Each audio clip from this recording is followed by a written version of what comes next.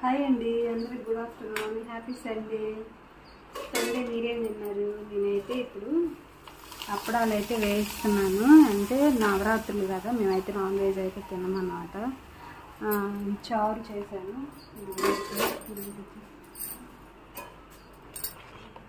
ఇదిగోండి, చారు అయితే పెట్టాను, అన్నం వేసాను, అప్పడాలు వేయిస్తున్నాను కదా. ఇక్కడైతే పెరుగు అన్నమాట.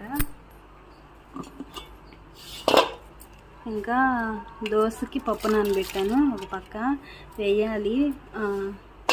తర్వాత ఇడ్లీకి కూడా నానబెట్టాను. సాయంత్రానికి నానిపోతాయి, శుభ్రంగా వేసేయాలి.